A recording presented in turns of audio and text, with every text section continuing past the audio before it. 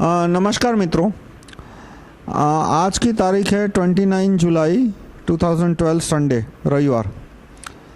आज का जो वीडियो है वो जो अभी अन्ना का अनशन चल रहा है, वैसे अन्ना का नहीं है, फोर्ड फाउंडेशन ने, जहाँ तक मेरा मानना है, टीम अन्ना में से अन्ना को निकाल दिया है। वैसे भी अन्ना की ज़रूरत एक साल पहले इतनी थी कि एक वयोवृद्ध आदमी चाहिए था कि जिसको देख के करुणा की जा सके, इसलिए एक एक्टर की ज़रूरत थी तो अन्ना को रख लिया। लेकिन अन्ना अपने आप को डायरेक्टर प्रोड्यूसर बनाना चाहते थे, तो अब लगता है कि फोर्ड फाउंडेशन टीम अन्ना में से अन्ना को निकाल देगा। तो अभी जो भी वहाँ पे अनशन का ड्रामा चल रहा है उसके बारे में कि मुझे डर है कि ये मीडिया का कवरेज इतना ज़्यादा मिल जाएगा उसको 3-4 दिन के अंदर कि 9 अगस्त की जो स्वामी रामदेव जी का अनशन है, काले धन को वापस लाने के लिए और स्वदेशी के लिए, हो सकता है उसको बहुत बड़ा नुकसान पहुँचे, और वो नुकसान कैसे कम किया जा सकता है वो भी मैं इस वीडियो में बताऊंगा। तो पहले तो जो अन्ना के भक्त है या छोटे अन्ना के भक्त है, उन्होंने एक कैंपेन चलाया कि भाई मीडिया हमें कवरेज नहीं दे रहा, मीडिया हमें कवरेज नहीं दे रहा। बार बार ये रट लगाते हैं, क्या कवरेज नहीं दे रहा। कोई भी न्यूज़ चैनल देख लो तो उसका 9 घंटे का जो इम्पोर्टेंट आवर्स होता है न्यूज़ चैनल के टाइम में, सुबह 6 से 9, दोपहर से 1 से 3, 1 से 4 हाउसवाइफ वगैरह वृद्ध आदमी देखते हैं, खाना पीना बन गया, लड़के स्कूल से आने ने, वो 1 से 4 का टाइम, और शाम को रात को 6 से 9 का टाइम।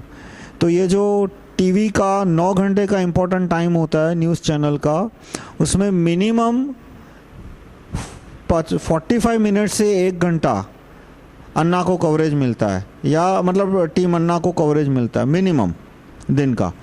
और कुछ कुछ दिन ये कवरेज ज़्यादा होता है। और अखबार में, हर एक अखबार के पिछले 15 दिन से हर एक अखबार के फ्रंट पेज पे, सेकंड पेज पे या थर्ड पेज पे अनशन या उससे रिलेटेड खबर होती है, यानी पूरा कवरेज उसको मिल रहा है।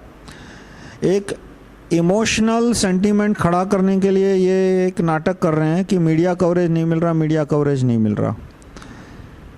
अब पेड मीडिया जो है उसने एक बात हर एक आदमी तक पहुंचा दी कि छोटे अन्ना है वो डायबिटिक है। और ये भी अधिकतर लोगों को पता है कि डायबिटिक आदमी, यदि जिस आदमी को डायबिटीज़ है वो अनशन करता है तो उसकी तबीयत बहुत जल्दी ख़राब हो जाती है, बेहोश हो जाता है, कमज़ोरी उसकी बढ़ जाती है, बीमारी होने के चांस उसको बढ़ जाते हैं। तो 3-4 दिन में छोटे अन्ना साहब की तबीयत बहुत ही लड़खड़ाएगी। और मुझे जो थोड़ी बहुत अंदाज़ मिली, जो मैं प्रेडिक्शन कर रहा हूँ, देखो मैं कोई ज्योतिष नहीं हूँ और नहीं मुझे कोई फ्यूचर के विज़न आते हैं, ऐसे कोई दिव्य विज़न भी नहीं आते।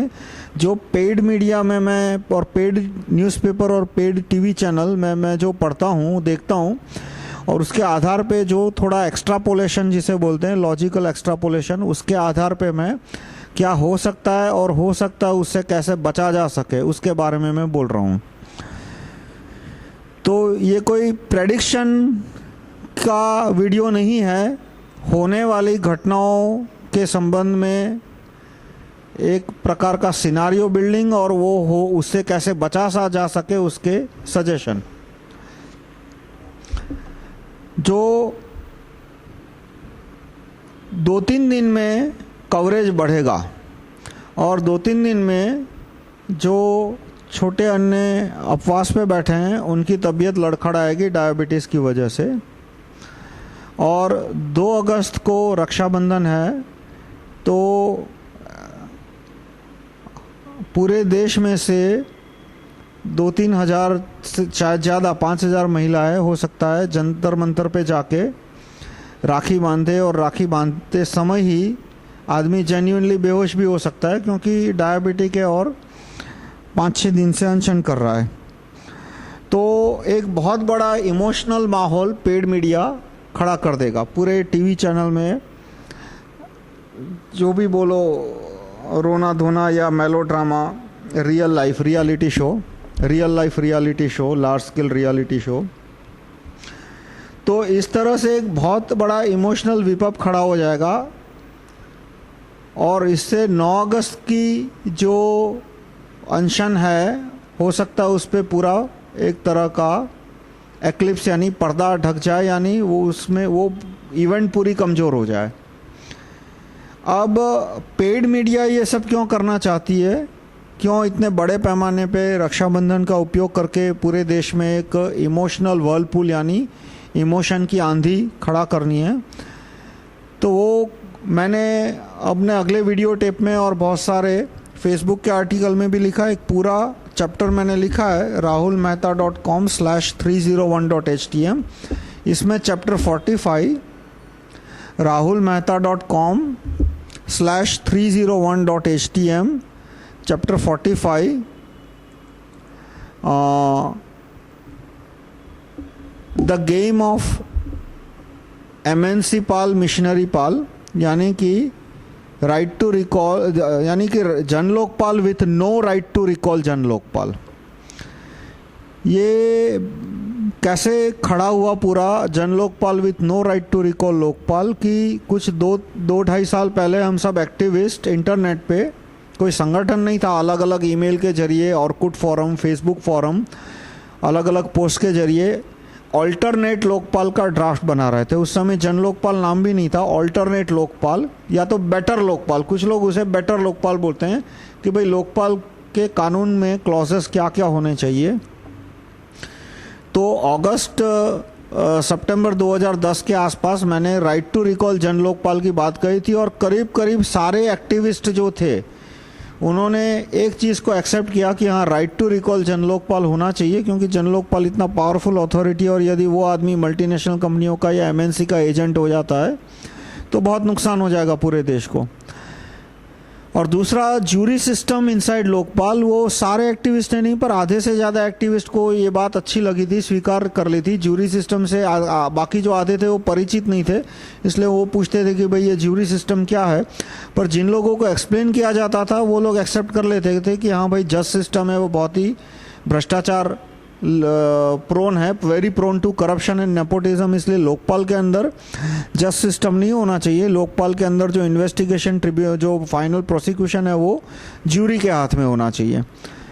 तो वो सारा एक अलग अलग लोग ड्राफ्ट बना रहे थे कि बेटर लोकपाल ड्राफ्ट, उसमें right to recall Jan Lokpal और ज्यूरी सिस्टम इनसाइड जन लोकपाल, ये दो करीब करीब सर्वमान्य क्लॉजेस थे। और नवंबर 2010 के आसपास, ये आपको मैं 2.5-2 साल पहले की बात बता रहा हूँ, कि अन्ना ने नाम दिया जन लोकपाल, छोटे अन्ना ने, उसमें कोई बुरी बात नहीं है। अब आदमी को कोई और नाम देना हो तो भले दे। उन्होंने काफ़ी सारे ड्राफ्ट क्लॉजेस ऐड किए, चेंज किए, उसमें भी कोई बुरी बात नहीं है। हम सारे एक्टिविस्ट अपनी मर्जी से क्लॉजेस प्रपोज करते थे, लिखते थे। लेकिन जो बदमाशी की वो ये कि right to recall Jan Lokpal के क्लॉज थे वो सारे फाड़ के फेंक दिए।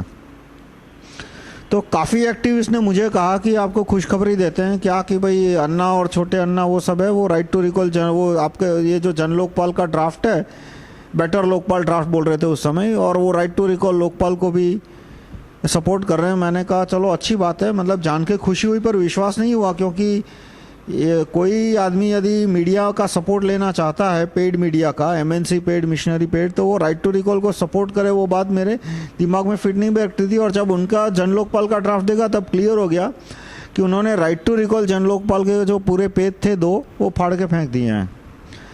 और वो उन्होंने क्यों किया, क्योंकि उनको लोकपाल अच्छा हो बुरा उससे कोई लेना देना था या ना था, लेकिन उनको ये MNC पेड मीडिया और मिशनरी पेड मीडिया है और सऊदी अरेबिया द्वारा पेड मीडिया, जैसे NDTV को सऊदी अरेबिया से काफ़ी पैसा आता है, इसलिए वो हमेशा सेक्युलर, सूडो सेक्युलर या सेक्युलर जो भी बोलो, सेक्युलर व्यू पॉइंट रखता है, हमेशा वो बांग्लादेशियों की फेवर करता है वगैरह।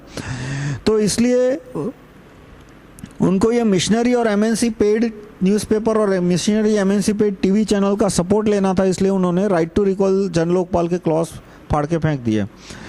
तो हमारी जो ओरिजिनल डिमांड थी वो थी बेटर लोकपाल या जन लोकपाल जो भी बोलो, Jan Lokpal with right to recall Jan Lokpal और आधे जितने एक्टिविस्ट ज्यूरी सिस्टम को भी स्वीकारते थे, मानते थे। लेकिन ऐसा कोई एक्टिविस्ट नहीं था जो कि right to recall Jan Lokpal का विरोध करता हो। वो सब right to recall Jan Lokpal का सपोर्ट करते थे। और इन्होंने जो सारे एक्टिविस्ट जो right to recall Jan Lokpal के सपोर्ट में थे उनको दूर किनारे कर दिया और उन्होंने नया ड्राफ्ट दिया, Jan Lokpal with no right to recall Jan Lokpal. और जाहिर है मल्टीनेशनल कंपनियों के मालिक और मिशनरियों तो वही लोकपाल चाहेंगे जिसमें राइट टू रिकॉल लोकपाल ना हो, क्योंकि उनको ये जन लोकपाल का कानून बहुत अच्छा लगा, एमएनसी ओनर्स और मिशनरियों को, कि भाई अभी हमें पूरे देश में 20-25 हज़ार IAS, IPS, public prosecutor, district जज, MP, MLA, minister, CM, secretary, home secretary, इतने सारे पूरे देश में, रेवेन्यू सेक्रेटरी, इन तो रिश्वत देनी पड़ रही है, संभालना पड़ रहा है, कंट्रोल करना पड़ रहा है। यदि Jan Lokpal with no right to recall Jan Lokpal का सिस्टम आ जाता है तो हमारा काम आसान हो गया। हमको सिर्फ 11 लोगों को ही कंट्रोल करना है, सिर्फ 11 लोगों को ही रिश्वत दी है। 11 जन लोकपाल है, हर एक जन लोकपाल के एक दो रिश्तेदारों को पैनल पे रख दो, वकील की तरह या PRO की तरह, और वो पूरे देश में जन लोकपाल बन के घूमेंगे, अधिकारियों को धमकाएंगे, MP, MLA को धमकाएंगे, हमारे रास्ते में कोई रुकावट करने की हिम्मत नहीं करेगा और हमारा कंट्री पे एक एडमिनिस्ट्रेशन में कंट्रोल बढ़ जाएगा। और वो मुहिम चली, काफ़ी चली, जैसे कि पार्लियामेंट में, लोकसभा में तो लोकपाल का कानून पास हो गया। तो इसलिए ये जो मल्टीनेशनल कंपनी और मिशनरी है वो मौका ढूंढ रही है कि किस तरह से स्वामी रामदेव जी का इन्फ्लुएंस कम किया जाए। तो 4 अप्रैल 2011 अन्ना का जो पहला अनशन था उसमें उनको पहले राउंड में सफलता मिली कि 4 अप्रैल 2011 के अनशन के द्वारा उन्होंने स्वामी रामदेव जी का प्रभाव देश में कम करवा दिया। और फिर से प्रभाव बढ़ने लगा तो 3 जून को बड़े पैमाने 4 जून 2011 या 5 जून 2011 जो भी आप कहें, उस दिन बड़े पैमाने पे लाठीचार्ज करवाया। आप एक बात नोट करो कि स्वामी जी के सहयोगी दीक्षित जी का मर्डर हो जाता है, उनके दूसरे सहयोगी आचार्य बालकृष्ण जी को अरेस्ट कर दिया जाता है टेक्निकल ग्राउंड पे, हफ्ते हफ्ते तक बेल नहीं मिलती, जेल में उनके साथ कैदियों जैसा बर्ताव होता है। और अन्ना के आदमी पे आता है तो क्या आता है, इंक्वायरी आती है, एक आध कोर्ट में केस होता है, ना कोई जेल जाता है, ना किसी की पिटाई होती है। और जो अन्ना के जो स्वामी जी के जो फॉलोअर है उनकी जम के पिटाई होती है पुलिस के द्वारा, पंडाल में आग लगा दी जाती है, टीयर गैस फेंका जाता है। इतनी पिटाई हुई कि एक उनकी अनुयायी जो राजबाला थी उनकी मौत भी हो गई उसकी वजह से, पिटाई की वजह से। जबकि अन्ना के किसी फॉलोअर है उनको खरोंच तक नहीं आई अभी तक पुलिस के द्वारा। कहाँ वहाँ 25,000 लोगों की पिटाई हुई थी, वो भी सो रहे थे, कोई किसी प्रकार का उपद्रव नहीं, और दूसरी तरह अन्ना के किसी समर्थक को कोई आंच भी नहीं आती। तो जाहिर है कि जो मल्टीनेशनल कंपनी और मिशनरी, क्योंकि अभी अधिकतर पुलिस और मिनिस्टर है वो MNC और मिशनरी के कंट्रोल में आ चुके हैं, वो नहीं चाहते हैं कि अन्ना के आंदोलन को बहुत ज़्यादा रुकावटें आए, कोई भी रुकावट आए, इसलिए ये आंदोलन चल रहा है और उसको पब्लिसिटी भी मिल रही है। जो लोग कहते हैं कि मीडिया अन्ना के आंदोलन को इग्नोर कर रहा है, वो ये देखे, गूगल करे पहले स्वामी निगमानंद। स्वामी निगमानंद जी, उन्होंने हरिद्वार में 110 दिन अनशन किया, अनशन की वजह से उनकी मौत हो गई, कोई नाटक नहीं था, अनशन रहे, वो ICU में एडमिट किया, तभी भी उन्होंने ग्लूकोज चढ़ाने से मना कर दिया, खाना लेने से मना कर दिया, सिर्फ पानी लेते थे। और 110 दिन 115 दिन बाद उनकी मृत्यु हो गई, तो भी उनके पूरे अनशन और उनकी मृत्यु के बाद पेड मीडिया ने 1 घंटे का भी कवरेज नहीं दिया। इसे कहते हैं इग्नोर। जब मीडिया को पैसा नहीं मिलता या तो देखता है कि ये आदमी हमारे इकोनॉमिक इंटरेस्ट के खिलाफ है, तब उसको नेगेटिव कवरेज भी नहीं देता, क्योंकि negative publicity is also publicity, वो भी बहुत इंपॉर्टेंट पब्लिसिटी का काम करती है।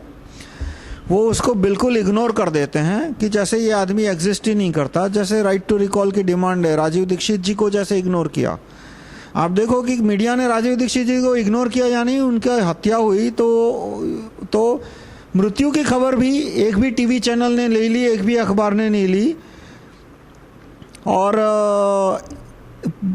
कंप्लीट ब्लैकआउट जिसको बोलते हैं, एक तरह का ब्लैकआउट कर दिया था।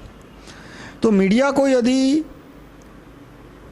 छोटे अन्याय के अनशन को कवरेज नहीं देना था तो एकदम ब्लैकआउट कर देते, बार बार ये नहीं छापते कि अन्ना के जंतर मंतर पे भीड़ नहीं आ रही, इधर भीड़ नहीं आ रही, उधर भीड़। जो बार बार लिख रहे हैं वो कार्यकर्ताओं को उकसाने के लिए, लोगों का सपोर्ट खड़ा करने के लिए लिखा जा रहा है, न कि दबाने के लिए।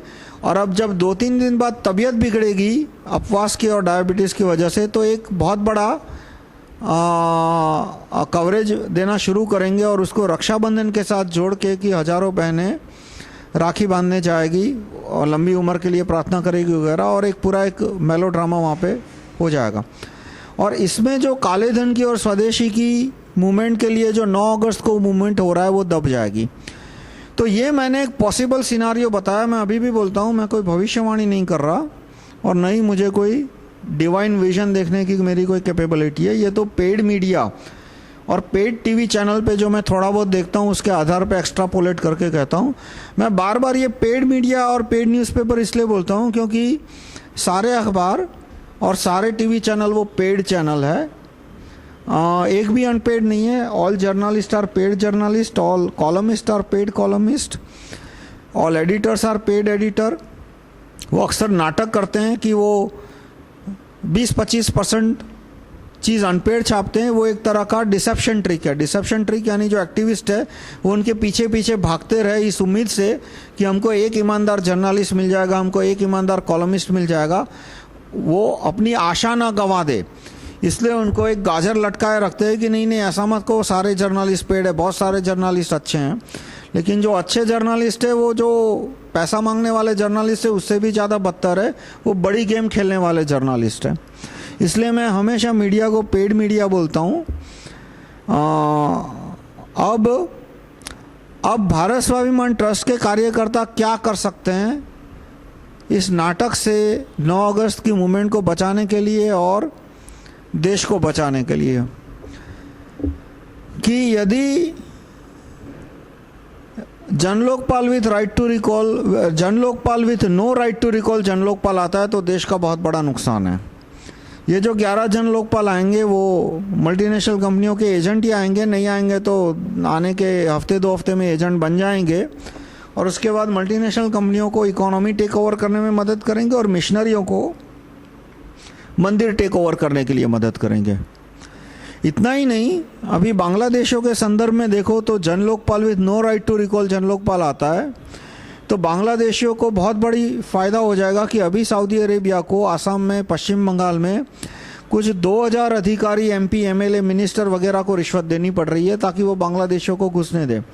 और उसमें यदि 10-20 ईमानदार अफसर आ जाते हैं तो उनको बांग्लादेशियों को घुसाने की उनकी जो रफ्तार है वो कम हो जाती है। लेकिन जनलोकपाल आने के बाद सऊदी अरेबिया के जो शेख है उनका काम और आसान हो जाएगा कि उन्हें सिर्फ 11 लोगों को ही रिश्वत देनी है। और यदि कोई ईमानदार कलेक्टर आ गया, IPS अफसर आ गया जो कि बांग्लादेशियों को घुसने में रुकावट डाल रहा है, तो ये 11 जनलोकपाल है उनके द्वारा उस कलेक्टर के सामने भ्रष्टाचार के सच्चे झूठे इल्ज़ाम लगा के अंदर कर दो, उसको सस्पेंड करा दो, उसकी ट्रांसफ़र करा दो। तो ये जो बांग्लादेशी घुसपैठिए हैं उनको सऊदी अरेबिया और अब चीन भी पैसा दे रहा है बांग्लादेशियों को बड़े पैमाने में आसाम में घुसाने के लिए, ताकि जब युद्ध हो तब चीन उनको हथियार देके भारत में बड़े पैमाने पे कत्लेआम करवा सके। इसलिए चीन भी भारत के IAS, IPS अफसर, मिनिस्टर, जज इन सब को पैसा दे रहा है ताकि वो बड़ी संख्या में बांग्लादेशियों को घुसने दे। और सऊदी अरेबिया तो पिछले 20 साल से वो धंधा कर ही रहा है। तो Janlokpal with no right to recall आएगा तो और काम आसान हो जाएगा ये सऊदी अरेबिया का और चाइना का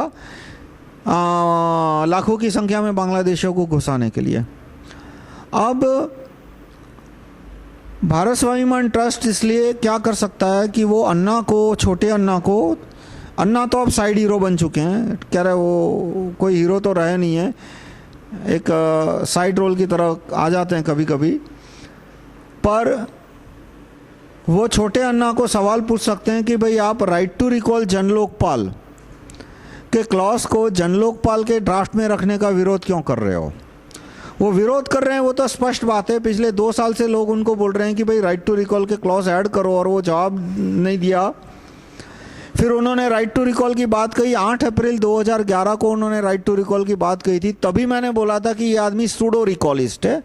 सूडो रिकॉलिस्ट यानी कि झूठा रिकॉलिस्ट, जो कि राइट टू रिकॉल में मानने वालों को धोखा देने के लिए राइट टू रिकॉल की बात कर रहा है। तब बहुत सारे लोग मैंने किया मुझे कहते थे कि आप तो नेगेटिव बात करते हो, किसी में विश्वास नहीं करते, ये लोग राइट टू रिकॉल की इतनी बात कर रहे हैं। अब आप खुद ही देख लो, अभी जो इनका अनशन चल रहा है उसमें राइट टू रिकॉल की बात नहीं हो रही। उतना ही नहीं, छोटे अन्ना ने सारे डिस्ट्रिक्ट लेवल के कार्यकर्ताओं को साफ साफ बोल दिया कि कोई राइट टू रिकॉल की बात करेगा तो मैं उसका नाम आईएसी के वेबसाइट से निकाल दूंगा। एक डिस्ट्रिक्ट हेड की हिम्मत नहीं हो रही कि वो राइट टू रिकॉल की बात करे।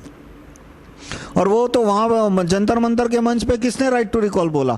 अन्ना को भी उन्होंने चुप रहने को बोला है कि खबरदार राइट टू रिकॉल की बात की तो आधा तो टीम के बाहर निकाल दिया, पूरा के पूरा दूसरी मिनट टीम के बाहर निकाल देंगे। तो ये सूडो रिकॉलिस्ट थे, वो तो अब साफ दिख रहा है आपको। लेकिन इस बात को आप पब्लिक के सामने बड़े पैमाने पे ले जाओ कि ये right to recall Jan Lokpal का विरोध कर रहे हैं और क्यों कर रहे हैं, और इससे वो उनकी पोल खुलनी शुरू होगी। दूसरा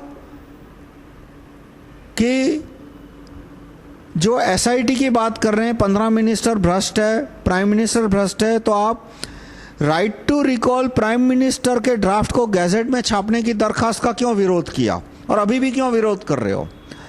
अन्ना और छोटे अन्ना ने right to recall prime minister, right to recall telecom minister, right to recall finance minister, ये सारे ड्राफ्ट गैजेट में छापने की बात का विरोध किया था। आप उनको फ़ोन करके पूछ सकते हो, ट्विटर पे पूछ सकते हो, ईमेल से पूछ लो, उनके कार्यकर्ताओं को पूछ लो, जैसा चाहो आप पूछ लो उनसे। और अब वो खुलेआम बोल रहे हैं कि प्रधानमंत्री भ्रष्ट है, फाइनेंस मिनिस्टर प्रणब मुखर्जी भ्रष्ट है। राइट टू रिकॉल प्रेसिडेंट की भी मेरी मांग है कि पब्लिक के पास प्रेसिडेंट को निकालने का पावर होना चाहिए कि ये जो प्रणब मुखर्जी है वो सिर्फ भ्रष्ट नहीं है, वो रॉकफेलर का एजेंट है। जो दुनिया का सबसे बड़ा तेल का मालिक है रॉकफेलर, रिलायंस है, वो पूरी रॉकफेलर की कंपनी है। इन रियलिटी डिफैक्टो रिलायंस है वो रॉकफेलर की कंपनी है, क्योंकि रिलायंस का पूरा सामान है, मशीनरी है, वो दो कंपनियों से आता है, शेवरॉन और डुपॉन्ट। और जिस दिन, और ये दोनों कंपनियां रॉकफेलर की है, और जिस दिन इन दो कंपनियों ने रिलायंस को कलपुर्जे भेजने बंद कर दिए, उसकी सारी रिफाइनरी बंद हो जाएगी, उसको पूरी रिफाइनरी रॉकफेलर को बेचनी पड़ेगी। वो दाम नेगोशिएट कर सकता है, लेकिन जिस दिन रॉकफेलर ने बोला कि भाई सारे तेल के कुएं मेरे नाम पे ट्रांसफ़र करो, उस दिन सारे तेल के कुएं रॉकफेलर के नाम पे रिलायंस को ट्रांसफ़र करने पड़ेंगे।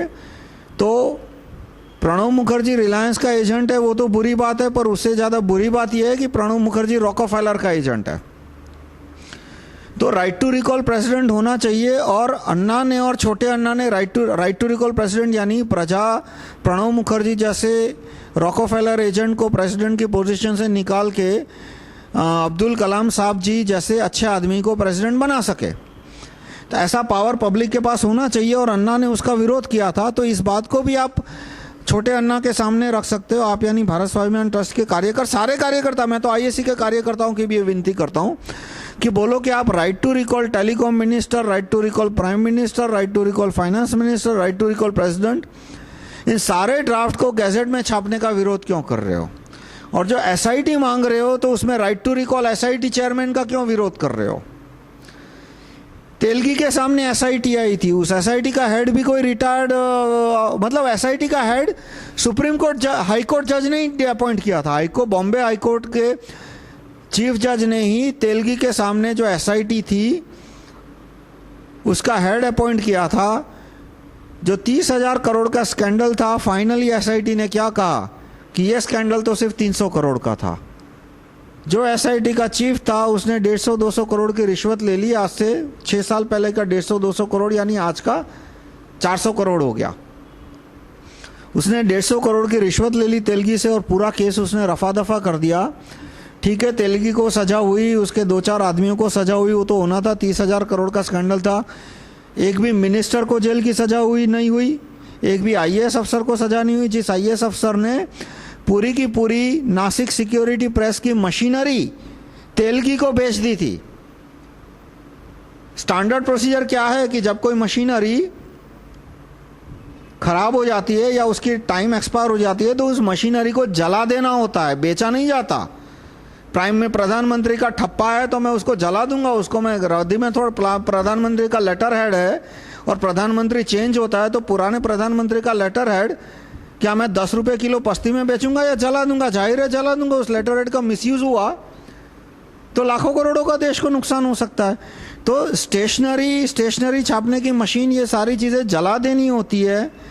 ये प्रोसीजर पूरी दुनिया में है, अंग्रेज भी इसको फॉलो करते थे, भारत ने भी 60 साल तक। लेकिन चिदम्बरम के कहने पे, भ्रष्ट मंत्री चिदम्बरम के कहने पे नासिक के सिक्योरिटी अफसर ने वो प्रेस की मशीनरी तेलगी को बेच दी, लेकिन उसने एसआईटी ने उसके सामने चार्जशीट भी फाइल नहीं की। मतलब एसआईटी का चीफ पूरा बिक गया, क्योंकि right to recall SIT chairman नहीं था हमारे पास। और अब जो एसआईटी की मांग कर रहे हैं छोटे अन्ना, उसमें भी राइट टू रिकॉल एसआईटी का वो विरोध कर रहे हैं। तो इस बात से लेके हम पब्लिक में उन्हें एक्सपोज कर सकते हैं कि ये अंदर से मल्टीनेशनल कंपनियों के एजेंट है। और दूसरा कि अन्ना ने और छोटे अन्ना ने बांग्लादेशी घुसपैठियों को भारत से निकालने के कानून गैजेट में छापने का विरोध किया था। उन्होंने बांग्लादेशियों का पब्लिक में नार्को टेस्ट लेने से विरोध किया था, ताकि एक प्राइमा फेसी डाउट एस्टैब्लिश हो सके कि आदमी भारतीय पश्चिम बंगाल का रहने वाला या बांग्लादेशी कैसे, कि उसका पब्लिक में नार्को टेस्ट लिया जाए। और भी तरीके मैंने अपने दूसरे वीडियो में और आर्टिकल में दिए हैं,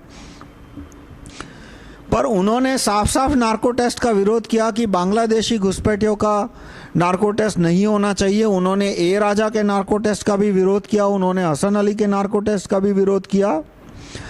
तो इस पॉइंट को भी आप पब्लिक में उछाल सकते हो कि भाई ये छोटे अन्ना हसन अली के नार्को टेस्ट का विरोध कर रहे हैं, ए राजा के नार्को टेस्ट का विरोध कर रहे हैं, बांग्लादेशी घुसपैठियों के नार्को टेस्ट का विरोध कर रहे हैं। बांग्लादेशी घुसपैठियों को देश से बाहर निकाला जा सके, जेल में बंद कर दिया जा सके, उसके लिए कानून गैजेट नोटिफिकेशन छापने के ड्राफ्ट का विरोध कर रहे हैं। और ये सारी बात यदि 2 अगस्त रक्षाबंधन से पहले हो जाती है तो अच्छा है। समय देखो हमारे पास बहुत कम है, उसमें आपको मेरी गलती कि मैंने ये खबर आप तक देर पहुंचाई तो मेरी गलती, और मैं खबर पिछले 1 साल से पहुंचा रहा हूं आपके सामने और आपने सुनी नहीं, कुछ किया नहीं, तो आपकी गलती। क्योंकि मैं तो पिछले 1 साल से मेरे वीडियो में इतने सारे फेसबुक पोस्ट में मैं लगातार लिख रहा हूं कि ये फोर्ड फाउंडेशन के एजेंट है अन्ना और पूरे अन्ना के छोटे अन्ने, और ये स्वामी जी की मूवमेंट को ख़त्म करने पे तुले हुए हैं। ये भारत में ओलिगार्की, जनलोकपाल सिस्टम यानी एक ओलिगार्की की 10-15 आदमी जिसके द्वारा मिशनरी और मल्टीनेशनल कंपनियां भारत पे राज कर सके, इस तरह की व्यवस्था लाने पे तुले हुए हैं। और मैंने सजेशन भी आपको बताया कि Janlokpal with right to recall Janlokpal को रखोगे तो अन्ना की जो Janlokpal with no right to recall Lokpal की डिमांड है उसकी हवा निकल जाएगी। और अब उसकी ज़रूरत क्यों आ गई है? क्योंकि रक्षाबंधन का समय यदि निकल गया तो रक्षाबंधन के दिन ये लोग बहुत बड़ा नाटक कर सकते हैं। देखो करने होने वाला है, ये मैं नहीं कहता, मेरे पास मैं कोई भविष्यवेत्ता नहीं हूँ, लेकिन रक्षाबंधन के दिन ये बहुत बड़ा नाटक कर सकते हैं। और उसके बाद यदि बहुत बड़े पैमाने पे हुआ तो काला धन लाने की जो 9 अगस्त की इवेंट है, हो सकता है उसको बहुत बड़ा धक्का पहुंचे। तो मैं आपसे रिक्वेस्ट करूंगा कि बांग्लादेशी घुसपैठियों के मुद्दे पे आप छोटे अन्ना को क्वेश्चन पूछो, राइट टू रिकॉल जनलोकपाल के मुद्दे पे आप छोटे अन्ना को क्वेश्चन पूछो, राइट टू रिकॉल प्रधानमंत्री, right to recall president, right to recall finance minister, right to recall telecom minister, इन सारे मुद्दे पे छोटे अन्ना को क्वेश्चन पूछ के उसे एक्सपोज करने की कोशिश करो रक्षाबंधन से पहले। धन्यवाद।